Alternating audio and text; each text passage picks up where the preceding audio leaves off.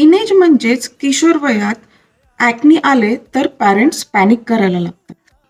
फेसवर pimples आले म्हणजे skin खराब झाली असं वाटतं. पण खरं म्हणजेच हा टीनेज ग्रोथचाच एक नॅचरल भाग आहे.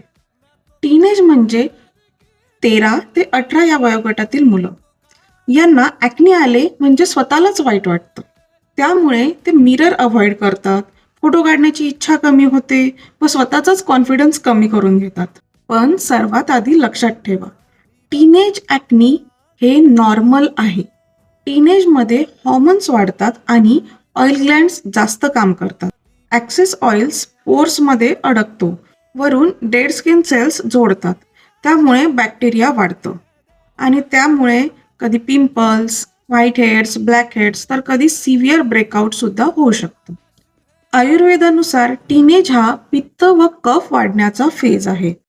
ऑइलीनेस, रेडनेस, हीट आणि सेन्सिटिव्हिटी ह्या सायन्स त्याच्यामुळे दिसतात. म्हणजेच स्किन बदलत नाहीये तर पूर्ण बॉडी बदलत आहे.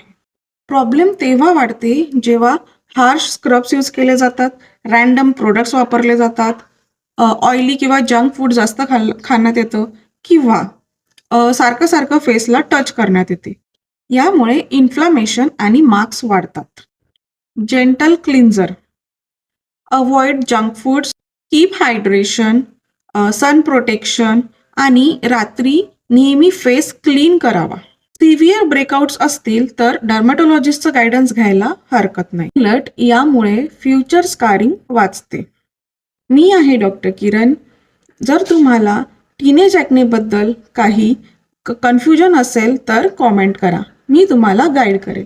व्हिडिओ आवडल्यास लाईक आणि सबस्क्राईब करायला विसरू नका. And remember, this phase will pass. Scars नाही तर कॉन्फिडन्स वाढवूया. Take care. See you soon.